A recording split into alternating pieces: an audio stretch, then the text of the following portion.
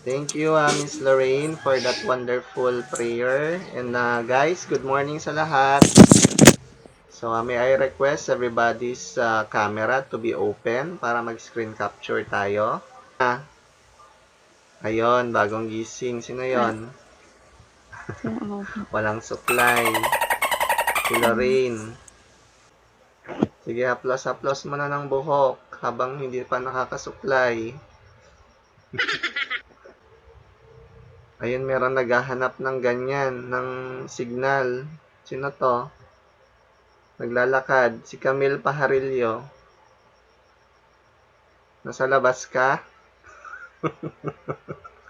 Yes, sir. Naghahanap ka ng signal? Hindi po, sir. Ay, nagja-jogging. Sige, sige. 1, 2, 3, smile.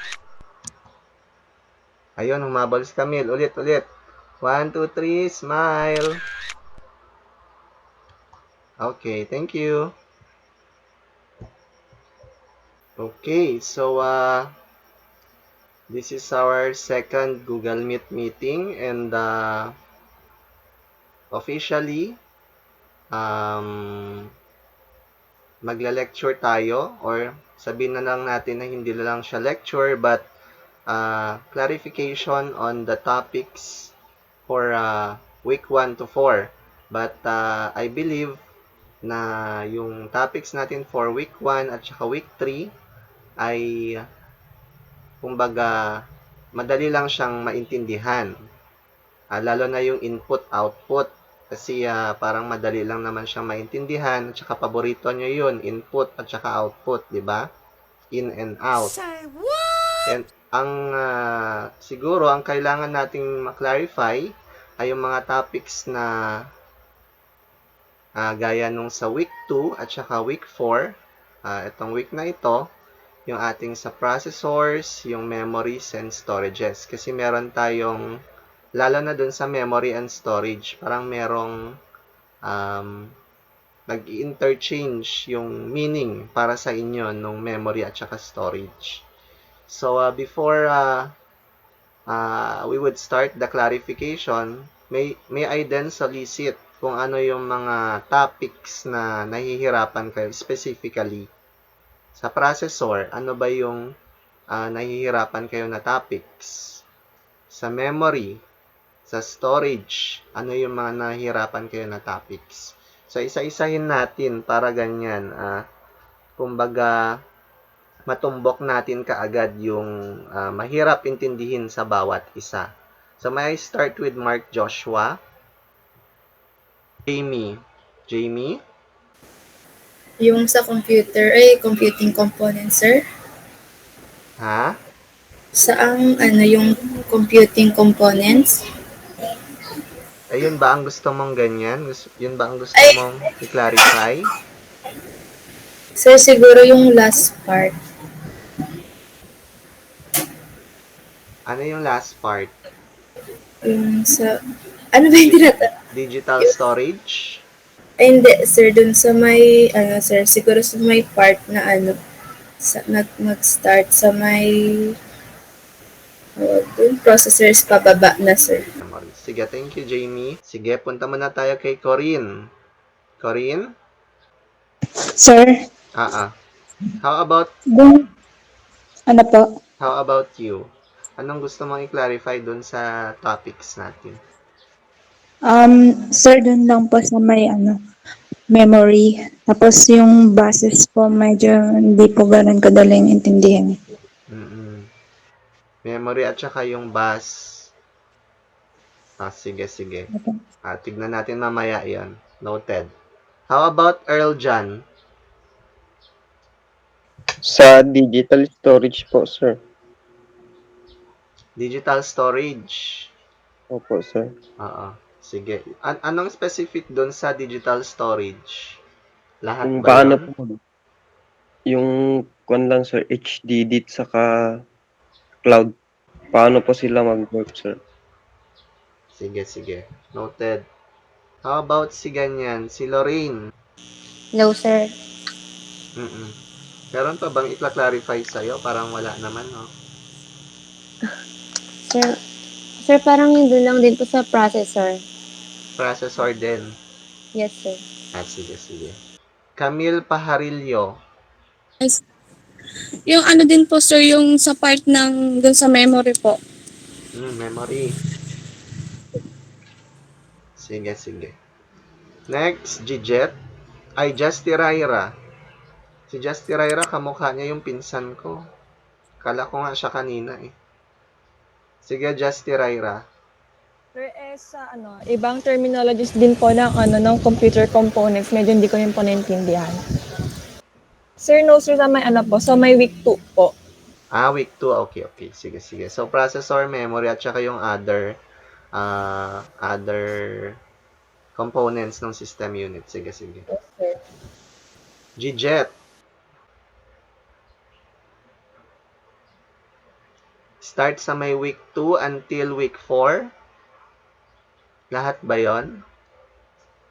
Baka wala tayong oras para sa lahat ng yon.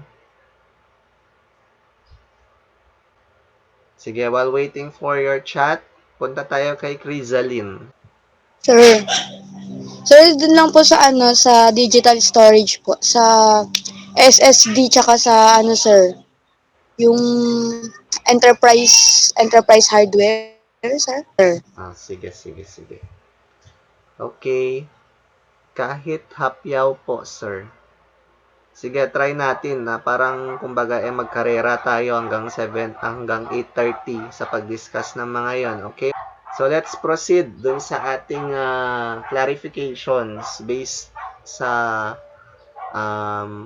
yun nga, contextual sa inyo yung mga hindi nyo maintindihan. So ang nabanggit ninyo ay yung sa ating processors, yung ating memories, and then yung buses, and then HDD, yung cloud, yung SSD, at saka yung enterprise storage. And pahapyaw mamaya, try natin na pasadahan yung ating week 2 to week 4.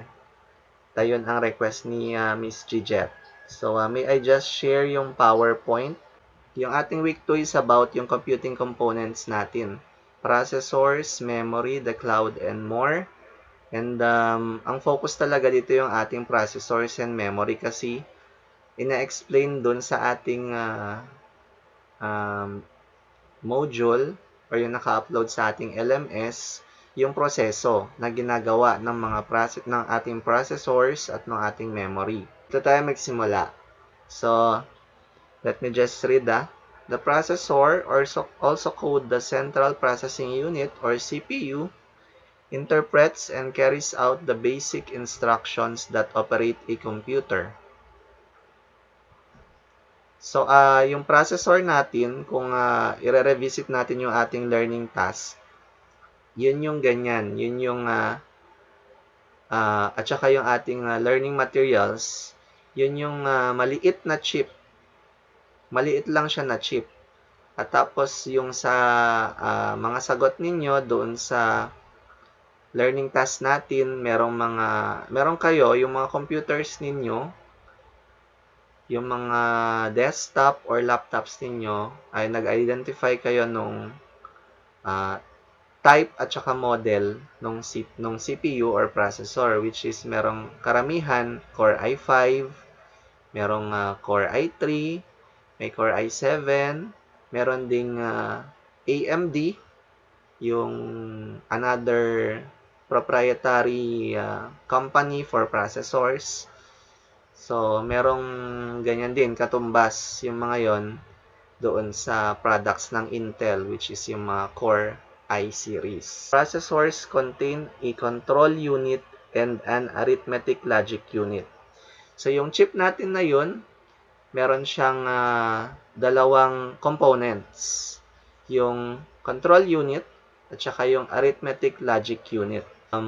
Itong si control unit, siya yung tagabigay ng trabaho kay arithmetic logic unit. Kasi si arithmetic logic unit, ang nagagawa lang niya ay puro arithmetic operations. Puro mga mathematical operations. Okay? Sige nga, tignan nga natin kung medyo na-gets nyo yung point ng control unit at saka arithmetic logic unit. Pwede bang may magbigay ng isa pang example? Sir, Sino to? Si Justy Raira. Sige, sige. Go sir, ahead. parang ba ang arithmetic logic parang into quantitative information siya, tapos yung control unit into qualitative? Sir, since ano naman siya, sir, yung control unit is into ano lang.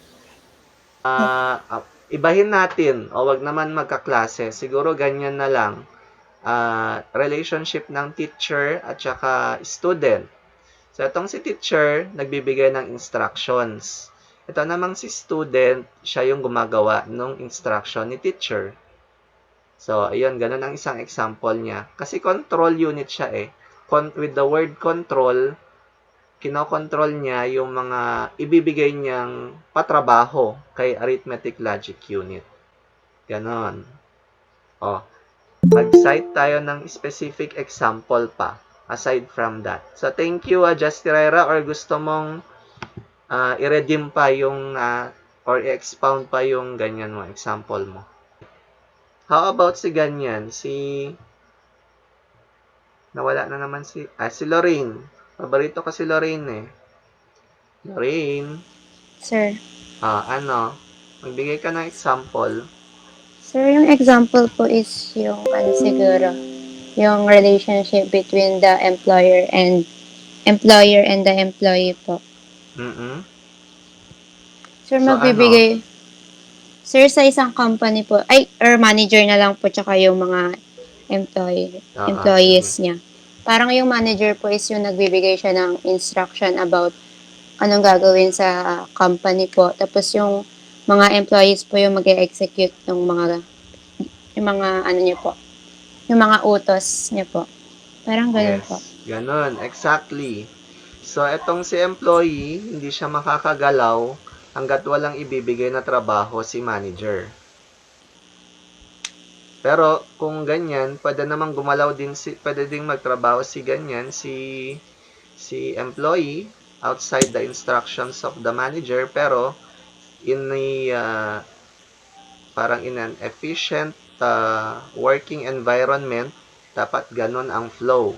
Si manager ang magbibigay ng instructions or trabaho sa kanyang employee. And si employee, in return, yung mga instructions na binigay ng kanyang manager at saka yung mga patrabaho ay gagawin niya, at pag natapos niya, ibabalik niya kay manager yung kanyang output. So, ganon. Ganon ang explanation natin dito sa control unit at saka yung arithmetic logic unit. So, clear na tayo doon na? Lipat na tayo dito sa ganyan. Ito, maganda itong ganyan. Itong, tawag dito. Itong chart na ito. Itong chart na ito, parang ito yung magpapa-summarize sa lahat ng topics natin for prelims. So, kung makikita ninyo, dito sa image, magsisimula siya sa input devices, which is yung topic natin for week 3.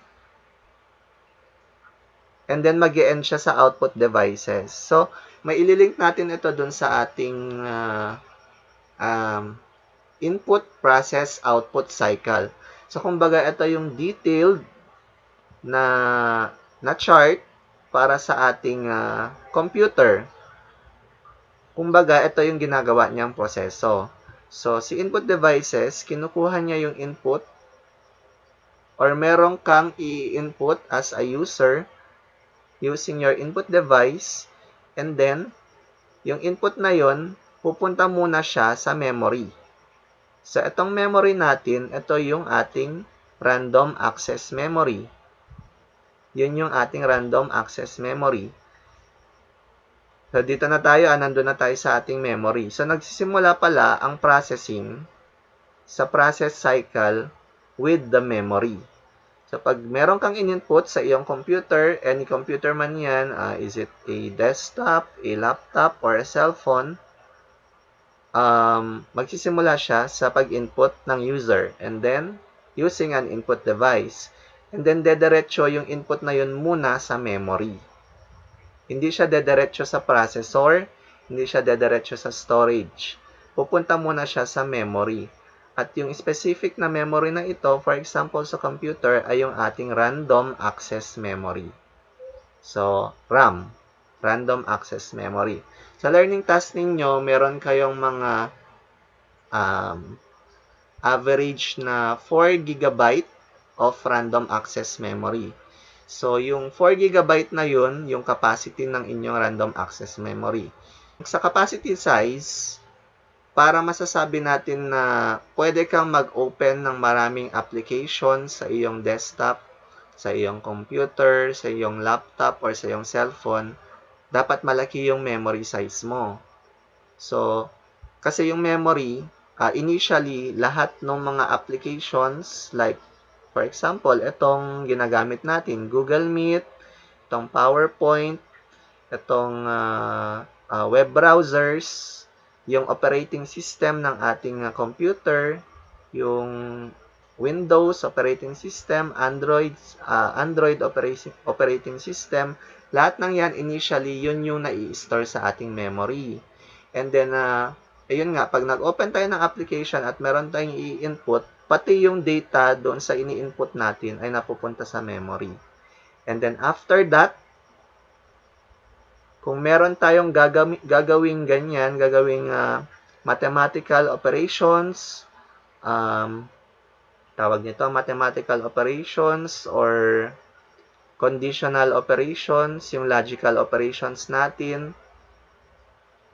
pupunta ngayon yung mga yon dito sa ating processor. Kasi yung trabaho ng processor natin magpa-process ng mga operations ng ating computer. Kaya nga nasabing computer kasi nagko-compute siya.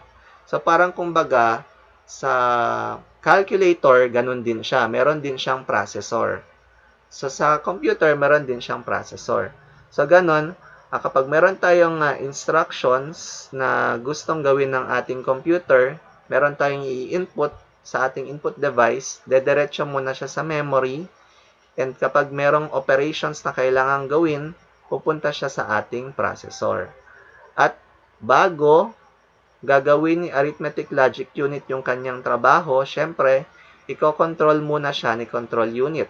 Kasi dapat meron diyang, kumbaga, prioritization of instructions or operations.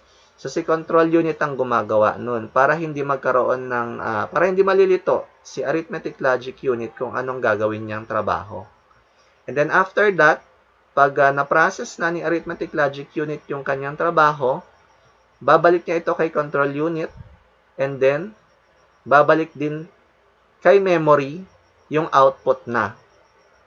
And then, kunwari, gusto mong i-save yung ganyan, ginawa mo, kagaya dito sa, for example, if you're using a Microsoft Word, pag nag-save ka ng iyong output, pupunta naman siya sa storage device. Yung output mo ay pupunta naman siya sa storage device. So, ganun yon. Or, kung gusto mo siyang i-print, ganon, or magpapakita lang siya sa iyong screen, pupunta siya sa output device. Dito, sa output device. Ganon. In summary, yung ating prelim topics, madedepict natin siya using this graph. Okay? Any clarifications from the group? Sir, wala naman. Okay na po. Lipat naman tayo sa iba. Sa memory naman na tayo. Memory. Sige, bago sa memory, ayun nga, based dun sa ating graph kanina, kapag nag-input tayo sa input device, yung i-input natin ay meron yung sinatawag na data representation. So, si computer kasi, hindi niya maiintindihan yung ating nilalagay. Yung ating, for example, nagta-type tayo sa Microsoft Word, yung mga words na nilalagay natin doon, hindi niya maintindihan yon. Kasi si computer, ang naiintindihan lang niya ay yung ating 0 and 1. 0 and 1. So, 0, pwede natin siyang i-represent as on, and then 1 as 0 as off, I should say, and yung 1 natin as on. And then, yung mga different characters na ini-input natin sa Microsoft Word, meron yung combinations of zeros and ones. Na, yung combination of zeros and ones na yon ay tinatawag natin na binary system. So, a single character na 0 or 1 ay tinatawag na bits. Tapos, ang 8 character na bit ay tinatawag na bytes. So, ang isang character, meron siyang 1 byte. So, ito siya yung data representation natin, on, off. So, yun, yung ini-input natin, pagka-input natin doon,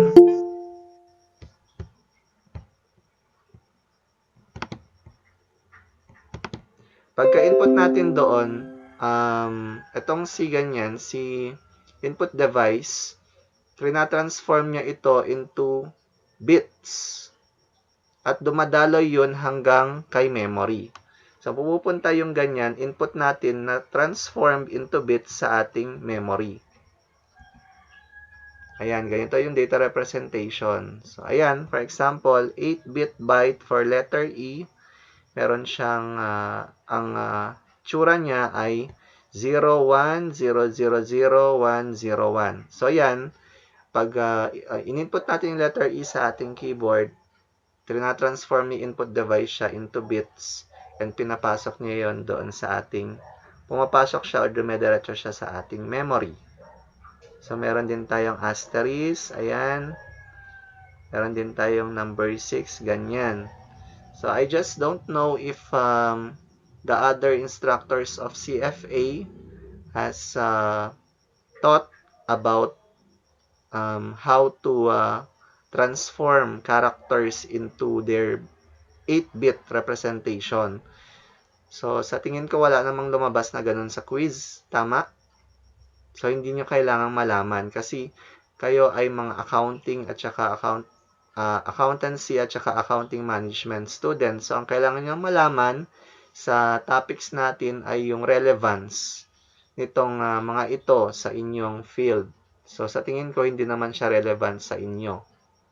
Okay. So, sa memory consists of electronic components that store instructions waiting to be executed by the processor, data needed by those instructions, and the results of processing the data.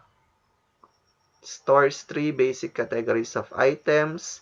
Ito nga, yung sabi ko kanina, yung mga operating system at saka yung mga programs or applications, at saka yung data being processed and the resulting information. Bakit? So, siguro magtatanong kayo, bakit sa memory muna? Bakit hindi sa storage? Bakit sa memory muna, sir, pupunta yung mga input namin or yung mga instructions namin? Bakit hindi sa storage? Kasi, based on the hierarchy of ganyan, of storages, sabihin na natin yung general term natin ay storage. Si memory kasi ay part din siya or type din siya ng storage. Mas mabilis siyang mag-process. Mas mabilis siyang klase ng storage. Doon mo na nilalagay yung mga instructions or input para mas mabilis siyang ma-process ng computer. Hindi siya dediretso sa storage kasi si storage ay walang ganong kapasidad na kagaya sa memory. So, pag lang talaga nila ay repository ng mga input. So, ganon ang explanation doon kung bakit dediretso si input kay memory. Okay? So, ano ito? Ayan. An analogy type of example ay ito nga. Itong, ano bang tawag dito? Yung mga waiting chairs yung sa sinehan na lang. Sa sinehan, yung mga upuan doon na magkakadugtong. So, yung memory natin ay parang ganon. Meron siyang rows of chairs, for example. At yung ating input na transformed into bit representations ay ini-store sa memory sa mga memory. So for example, yung mga memory addresses natin o yung memory locations natin ay yung mga upuan. So ganun yun. For example, meron akong input, papasok siya sa first chair, pwede siyang pumasok sa gitna, pwede siyang pumasok sa pinakahuli, depende na yun sa kanya, dun sa gagawin niya. Basta ang analogy sa memory ay para itong ganyan, parang mga upuan na magkakatabi, na maraming rows, or mga tables na maraming rows, ganun siya. Okay? Ayan. RAM, Random Access Memory, Volatile Memory, and then non-volatile memory, yung ating ROM, flash memory, at saka CMOS. So, ang RAM natin ay volatile. Sabi niya dito, loses its content when power is turned off. So, yung example natin doon ay RAM. So, ito yung klase ng memory na kapag namatay yung kuryente, lahat ng laman niya, lahat ng magiging laman niya ay mawawala. So, baka naka-experience na kayo nito. Diba? For example, gumagawa kayo ng inyong sabihin natin, nagvi-video editing kayo using your video editing software. And then, wala kayong UPS or battery for that matter, tapos biglang nag-brown out. Pagbalik ninyo, pagkaroon ng kuryente at titignan nyo na ulit yung trabaho ninyo, bigla siyang nawala. Lahat ng mga pinaghirapan nyo doon sa video editing ninyo.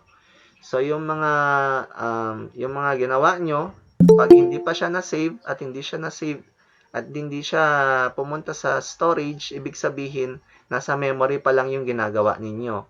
Pag biglang nag-brown out, nawala ng kuryente, mawawala talaga yon. Kung walang feature, yung application ninyo or program na mag-auto-save ng trabaho ninyo. So, ganun ang explanation ng RAM natin. Tapos, yung non-volatile memory naman, we have ROM, flash memory, and CMOS. So, ang ROM, read-only memory. Ang kaibahan nila ng RAM ay, yun nga, si ROM, hindi mo siya pwedeng, hindi ka pwedeng mag-store ng input or instruction sa kanya. Kasi read-only memory siya. Hindi pwede ang write operation sa kanya. Hindi pwedeng magsulat.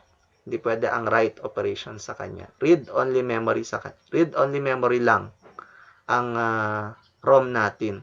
So, ang example ng ROM natin ay yung ating firmware.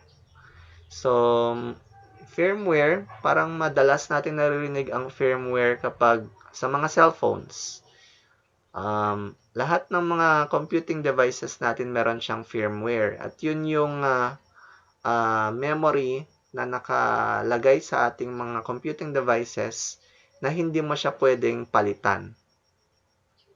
Yun, hindi mo siya pwedeng palitan. Pero, baka may tanong kayo, bakit, example sir, meron kaming mga iPhone or iOS devices, bakit sinasabi niya palagi na mag-a-update ng firmware, ganon. Ang ina-update niya doon is yung application ng firmware, but the firmware itself ay hindi siya nababago. So, kumbaga, yung update doon sa firmware ay nai-store siya sa storage. Pero yung original na firmware ng computing devices mo ay siya pa rin yun. Hindi yun magbabago. Kasi naka-store na doon sa chip ng memory, ng read-only memory, yung kung ano man yung nakastore doon. CMOS. Ano ang CMOS? Anong abbreviation ng CMOS? Sir. Sige. Sir. Sino? Sir, ako po. Crisaline? Sige, Camille sige. po. Hi, Camille. Ang sabi Sige. mo nun. Complementary metal oxide semiconductor, sir. Okay, thank you, Camille. Pinagpapawisan na ako dito, walang kuryente. Yun. Yung CMOS natin, present yun sa ating computers. So, kung naririnig nyo yung mga terminologies na CMOS, CMOS battery, ganun, yun yung part ng computer na meron siyang baterya na dapat hindi siya mauubusan ng baterya kasi nakastore doon yung system clock, kumbaga, system clock ng computer. So, dapat hindi yun mawala ng baterya kasi kung mawawalan yun ng baterya, hindi na niya makakapture yung tamang oras or time. Kaya kung mapapansin ninyo, kapag yung mga desktop ninyo or mga computers ninyo or mga laptops ninyo, ay kahit iset nyo yung time niya, tapos pag magre-restart ulit kayo, ay hindi naman tama, ibig sabihin baka ubos na yung baterya ng CMOS mo. CMOS dynamic RAM, static RAM.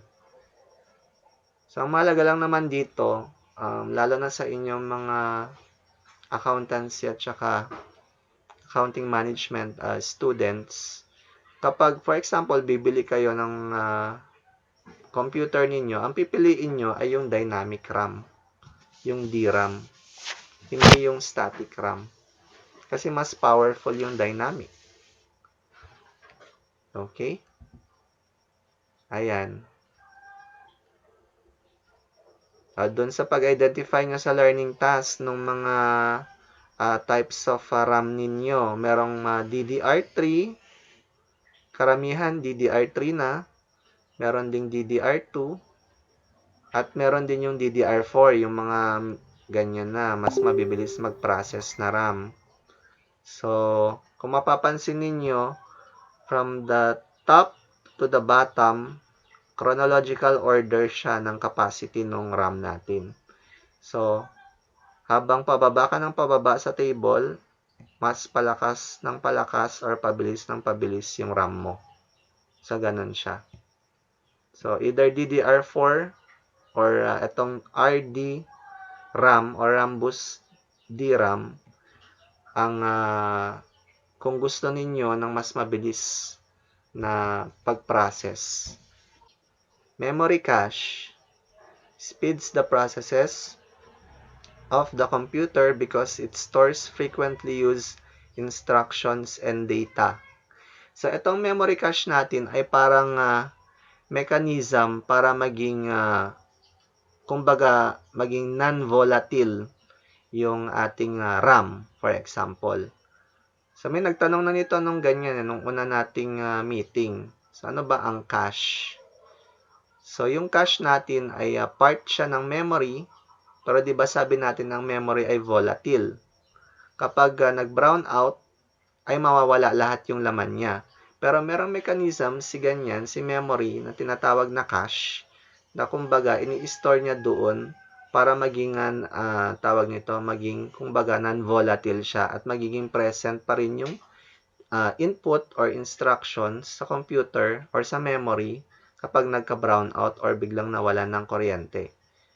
Pagbalik mo, nandun pa rin yung data. So, ang mga examples dito ay yung sabi ko dun sa Facebook, for example, pag meron kang mobile data, at pag bigla kang nawalan ng mobile data, pagbalik mo pa rin dun sa iyong sa iyong Facebook, nakastore pa rin yung mga previews na nakalagay doon sa Facebook app mo. So, ang mga wala lang ay yung mga bago. So, ganun siya. Yung ating cache mechanism. So, sa access time, yung memory natin, access time, ang access time ng memory natin is in milliseconds. So, 1,000th of a second. Millisecond. Ganun kabilis mag-process ng input itong si memory. Ganun siya kabilis. In millisecond. So, pipikit ka pa lang, nagawa na nung computer yung kailangan niyang gawin.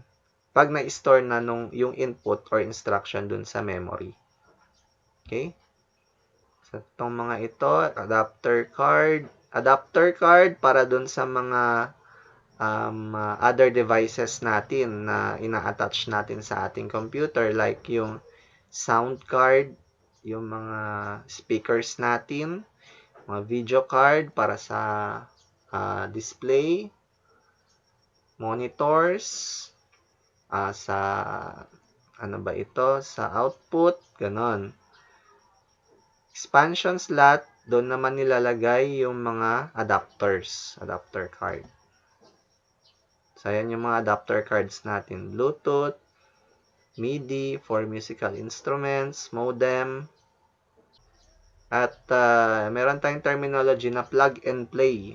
So, itong mga ito, itong mga external devices na ito na gusto nating i-attach sa ating computer, pag meron silang plug and play technology, automatic na mariread kaagad. Mag-i-install kaagad yung mga tinatawag na drivers doon sa ating computer. So, for example, bumili ka ng bagong, ito, kaya ng hawak kong ito, bumili ako ng bagong mic. Tapos, bumili rin ako ng adapter card para gumana siya. So, yung adapter card natin, isaksak lang natin siya sa USB, for example. Automatic siyang nag-install. Pag automatic siyang nag-install, na-install niya yung mga drivers niya at gumana siya, ibig sabihin meron siyang plug and play technology. Sige, ito, bus. Bus allows the various devices, both inside and attached to the system unit, to communicate with one another. So, ayan, data bus, address bus. Saan ba makikita tong bus na ito? Sa ating ganyan, sa ating motherboard, kung nakita nyo yung image ng motherboard, merong mga ganyan doon, di ba? Merong mga linya-linya doon na kulay copper or gold. So, yun yung mga tinatawag na bus. Yun. Dito sa ganyan, sa ating image ng tawag nito, image nitong ating processor at saka nitong RAM natin. So, si RAM, yung mga ganyan doon sa ating motherboard, meron yung mga linya-linya doon. Doon dumadaloy lahat yung mga instructions papunta dito sa ating processor, for example. So, yun yung bus na tinatawag. Walang totoong bus doon sa ganyan, ha. Baka akala nyo, ano ba yung bus? Baka yun yung Florida o Victory Liner. Hindi. Yun yung ganyan.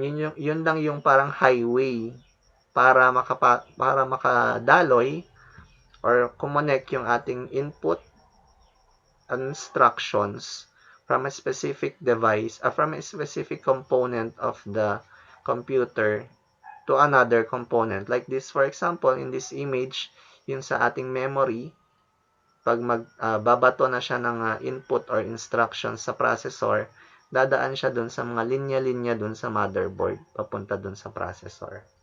Yun yung bus. So, dyan nagtatapos yung lesson when it comes to processor and memory. Meron bang clarifications bago tayo lipat sa digital storage? Medyo klaro na ba or na-clarify na natin kung ano ang hindi klaro sa inyo when it comes to processors and memory? Sir, okay na po. Okay na kay Corinne. So, punta naman tayo sa digital storage. Storage device, dalawa lang ang proseso niya. Yung reading at saka writing.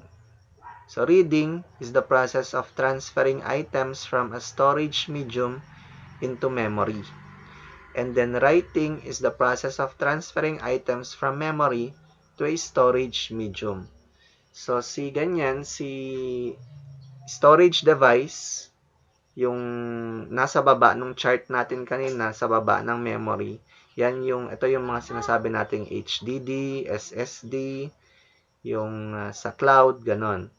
So, ang proseso lang na ginagawa niya ay yung ating reading at saka writing. Pag reading, ibig sabihin, example, nag-issue ako ng save operation sa aking computer. Pag nag-save ako, ang una niyang gagawin ay magre-read siya. So, ang link ni memory kay ganyan, kay storage device, kay HDD, SSD, ganon, ay pag nag-issue ako ng save, ang una niyang gagawin, i-read niya kung ano yung nasa memory. So, kung ano man yung output na nakalagay sa memory, for example, pumunta na siya sa processor, dumaan kay control unit, binigay ni control unit kay ALU, tapos si ALU, natapos niya yung pag-process nung operation na yun, binalik niya kay control unit, tapos pupunta ulit sa memory. Pag nag-issue ako ng save, yung nakalagay na ulit sa memory na yun na output, i-read na ngayon ni storage device. At pag na-read na niya, i-write na niya. At yung process ng write na ito ay ibig sabihin, doon papasok yung terminology na non-volatile. Ibig sabihin, pag na-save mo na siya, kumbaga permanent. Permanent na siya doon sa iyong storage device. So, ang example natin dito, yung ating mga CD. Sample read and write. So, kapag blanco pa yung CD natin at nag-write tayo doon, nag-insert tayo ng video or mga music, pag nag-write ka na doon, meron kasi mga types ng CD na kapag nag-burn ka na ng mga nag-burn or CD burn ka na ng mga video or music, ay permanent na siya doon. Hindi mo na siya pwede pang palitan. So, ganun ang explanation natin sa read and write. How about the others? Pwede akong mag-solicit ng ideas. Sir, flash drive. What about flash drive? Sir,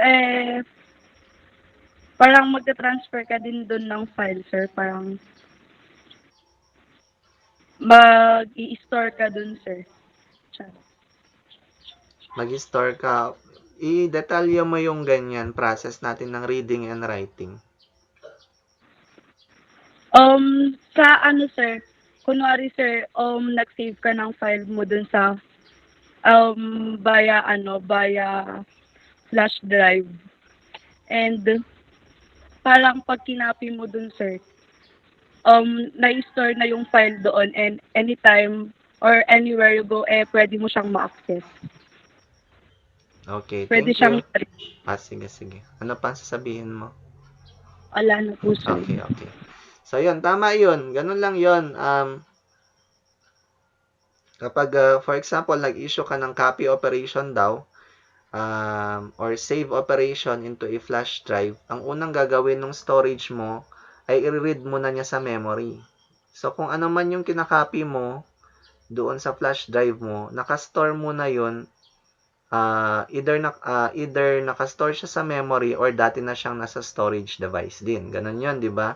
Kasi, yung reading operation, meron din siyang ganyan instruction din yan Kumbaga, temporarily nasa memory muna yung command, at kapag inisyo mo na yung command, ayun na, mag-start na siyang mag-read etong si storage device natin. Pag na-read na niya, i-write na rin niya doon sa ating storage device. So, thank you, Jessa Camille, sa iyong example. Para makapag-move na tayo. Next. Ayan, yung mga different types of storages natin. Nakapost naman to sa LMS.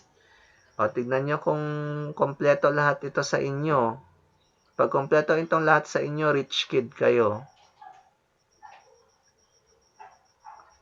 Itong nasa taas, ito yung HDD. Ito naman yung, SSD. Ganyan ang itsura ng SSD. Tapos, pinapahirapan ko ang sarili ko. Masyadong maliit.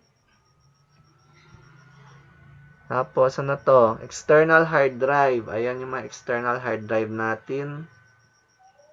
Minsan, meron kayong ganito. Kasi sawa na kayo sa flash drive. Maraming ganyan. Maraming virus. Tapos, meron kayong memory cards sa cellphone. Sa cameras, ginagamit. Ayan, flash drive. Meron tayong cloud storage. Meron tayong network attached storage. Merong optical disc or yung mga CD, DVD, Blu-ray, ganon. Meron din tayong ganyan. Smart card. Smart card natin may mga nakastore din na data doon. So, meron din tayong, RFID tags. What is RFID? Sir? Sino siya? No, sir. Oo. Corinne. Corinne. Sige, Corinne. Sir, RFID po. Oo. Ano po, radio frequency identification. Radio frequency identification. Magbigay ka nga ng example ng RFID kung naka-encounter ka na. So, for example, pumunta ako sa ganyan saan ba? Pumunta ako sa pen shop. Kunwari, pumunta ako sa pen shop. Tapos, kunwari lang naman hindi naman totoo. Nag-shoplift ako. Nag-shoplift ako ng ganyan t-shirt. So, nag-shoplift ako ng t-shirt, tapos, paglabas ko sa pen shop, biglang tumunog yung alarm system nila. So, ano sa tingin nyo yung ganyan? Ano sa tingin nyo yung connection ng RFID doon? So, Sir, may naka-attach. Ayun, ganon.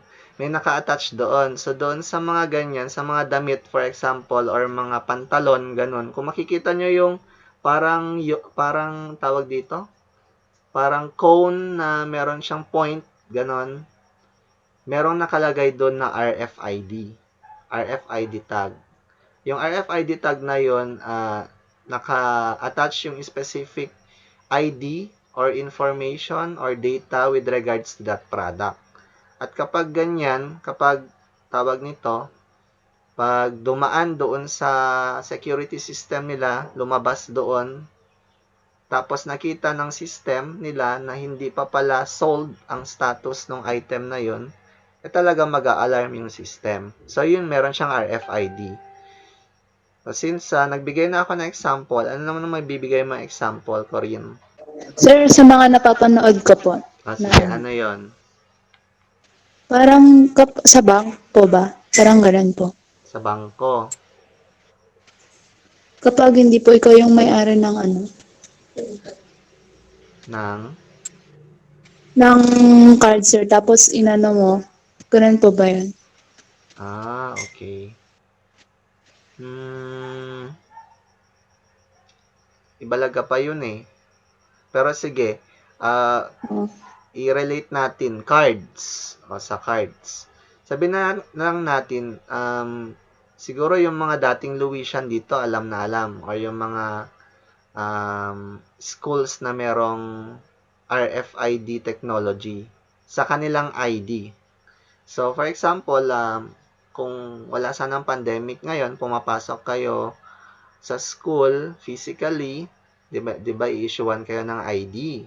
Ngayon, itong si ID natin, meron siyang RFID din na nakalagay. So, pag, for example, papasok ka sa campus, yung ID mo na merong RFID na naka-attach doon, pag swipe mo doon sa ganyan, sa anong tawag doon? Sa device na yon, basta ganon. Pag swipe mo doon, pwede kang pumasok sa school. So, ganon. Or kumbaga, pag swipe mo doon, makikita yung itsura mo doon sa screen. Ganon. So, yun yung RFID natin. Or kung pumunta ka sa library, tapos, ayun nga, nagganyan ka, nagpuslit ka, or nagtangay ka ng libro. Nagtangay ka ng libro sa library, tapos hindi mo pinadaan doon sa system, tutunog yung alarm.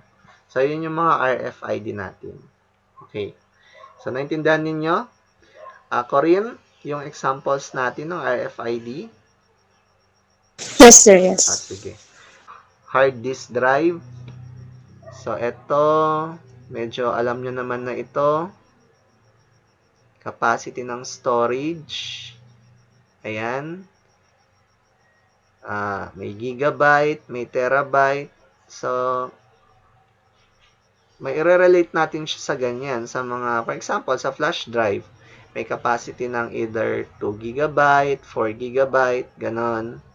Tapos, habang pataas ng pataas yung type ng storage mo, like for example, pataas din yung kanyang capacity. So, si hard disk drive, mas mataas ang capacity niya kaysa sa flash drive. So, pwede siyang gigabyte, pwede siyang terabyte, ganon. So, yun lang naman, yung mga gigabyte, terabyte, yun ang parang pinaka-common na storages sa mga digital storages natin. Okay? Hard disk drive.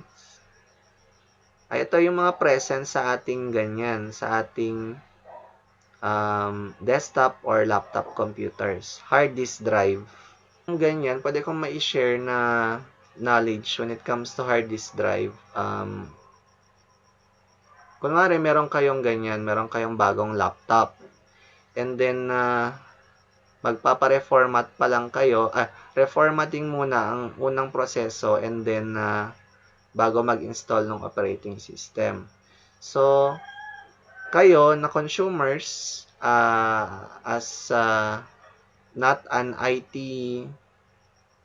parang IT related field, sa accountancy or accounting management, pag magpapa-reformat kayo or bibili kayo ng mga bago nyong computers, ipa-partition nyo yung hard drive ninyo.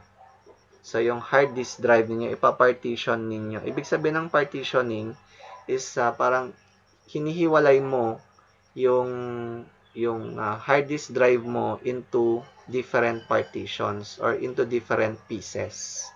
So, for example, nagpa-partition ka into 4 partitions. Tapos, yung 4 partitions na yun, may mga specific ka na ilalagay na mga programs or apps. So, si operating system mo, ilagay mo siya sa partition 1, which is yung drive C na sinasabi. Drive C, pag Windows operating system. Tapos, yung partition 2, 3, at saka 4, doon ka magsasave ng files. Doon ka magsasave ng mga files mo sa computer mo. Bakit? Dahil, for example, na nag-bug down yung iyong hard disk drive, kapag naka 4 partitions ka, for example, o kapag nakahiwala yung partition mo para sa iyong operating system, para sa iyong mga different programs installed on your computer, so, yun nga, ipapartition mo siya. Ganun ang gawin ninyo. Pag bibili kayo ng computer or laptop, ipapartition nyo siya into kahit at least 2 para yung isa para sa operating system mo at sa mga programs mo. Tapos yung isa naman para sa files mo. Para kapag biglang nag-bug down yung system mo, ang mawawala lang ay yung nasa operating system or programs, pero yung mga files mo hindi affected. Kasi kung iisang ganyan lang yan, isang partition lang yan, drive C, pag doon mo nilagay lahat ng data mo at biglang masira yung hard drive mo, hindi mo na siya mare-retrieve. So, ganun yun, hard disk drive. So, ano naman ang SSD? SSD or solid state drive is a flash memory storage device that contains its own processor to manage its storage. So, mas mataas na level naman itong SSD natin. So, kung bibili kayo ng ganyan, ng bago nyong computer or laptop, or later on kapag mga professionals na kayo at mga managers kayo at magde-decide kayo kung anong mga bibilhin, ito na yung latest, yung ating solid state drive. Mas mabilis na ito sa ating HDD. Pero, since flash memory storage ito, meron siyang memory, meron siyang volatile na part ng kanyang hardware, ibig sabihin, mas maliit ang capacity nito. Pero mas mabilis siya mag-process ng data or information. So, kung napansin nyo dun sa learning task ninyo, merong mga SSD yung iba. Hindi siya HDD. So, ibig sabihin, mas mabilis yung storages nila kaysa dun sa mga may HDD. Okay. Ano pa ba? External hard disk. Yun nga, parang HDD rin lang ito, yung mga external hard disk natin. RAID. So, ayan, RAID. Redundant array of independent disks is a group of two or more integrated hard disks or SSDs. Ayan, yung mga types ng memory card. Ayan. Ang alam lang natin, SD card, mini SD card, ganun. Marami pa siyang variations. Meron tayong portable flash memory. Cloud storage. Sa cloud storage naman, ano ba yan, sir? Yung storage ba ay nasa ulap? Yun ang tanong natin bakit meron bang storage sa ulap? So, hindi. Ang cloud storage, kaya sinabi siyang cloud, ay connected siya sa internet technology. So, meron tayong talagang physical storage in a certain location. Kung meron kayo napanood o nakita sa Facebook, na meron parang isang farm or buong building na puro computer ang laman, yun yung ating mga storages. Yun yung ating mga sinasabi nating physical storage ng cloud. At since connected siya sa internet technology, kapag gusto natin magkaroon ng cloud storage, nag-access tayo or nagsusubscribe tayo sa cloud storage na ito para hindi na tayo bibili pa or magkaroon ng physical storage natin. So, ang example natin dito ay yung ating Google Drive, yung mga Dropbox, ganon. Yun yung mga cloud storages. DVD-ROM, DVD-R, DVD-RW. So, ang parang pinaka-latest ngayon is yung ating Blu-ray kasi mas malaki ang capacity niya. Enterprise storage is just a collection of high-capacity storages. So, yung ating mga SSD, yung ating mga NAS or NAS, Network Attached Storage, ito yung mga klase ng mga storages na kung pagsamasamahin mo, ay masasabi nating RAID siya. At since sinabi nating enterprise, ito yung para sa mga businesses na enterprise-wide or enterprise level. So, kung later on magbe-business ka at hindi naman masyadong ganun kalaki yung business mo, nasa small type of business ka lang, baka pwede naman yung mga storages lang na gaya ng SSD, HDD. Pero kung ganyan, yung company mo ay malaki, kailangan ng enterprise storage like RAID, Redundant Array of Independent. O, dyan nagtatapos ang ating clarification. Meron ba kayong additional clarifications? Hello, good morning, sir. Yes. Tanong ko lang po if ano po yung pinagkaiba ng digital storage sa storage technology po. Thank you po. Pag sinabi natin digital storage, ito yung mga physical storage na nakikita natin. So, yung mga yon, hard disk drive, SSD, lahat yon. Yan yung mga digital storage natin. Ngayon, ano naman yung ganyan storage technology? Ano sa tingin mo yung storage technology? Hindi ba siya parehas doon? Hindi po sa akin, sir. Kasi parang pong yung storage technology is yung manggagaling po mismo sa internal storage po ng phone, computer, ganun po. So, bigyan kita ng idea. Yung ating storage technology, ito yung type of technology ng storage. So, example, ganyan. Yung cloud.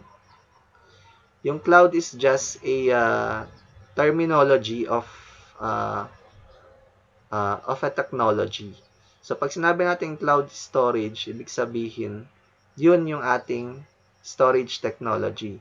Pero sabi ko nga kanina, based dun sa aking explanation, na yung cloud storage is just a combination of sabihin natin mga network attached storages, yung ating mga RAID, ganun, kasi pang enterprise. Yun yung ating ganyan, yun yung mga physical digital storages natin. Pero yung cloud technology, cloud storage is just a technology. Okay? So yung mga ganyan natin, yung mga physical storages natin, yun na naman ang another type of technology, of storage technology. Yung flash drive, yung ating mga HDD, SSD, ganon. So, either physical storage or either cloud storage, yun yung mga type of storage technology. Okay? Yes, Shamay? Klaro ba? Yes. Opo, sir. Thank you po. Okay. Sige, sino pa ang may katanungan? So, ayun. Guys, thank you for joining me this morning and good luck to your quiz. Okay? So, Bye, bye-bye. sir. Thank you, sir. Thank you, sir. Thank you. Thank you, sir. Okay. Hi, sir.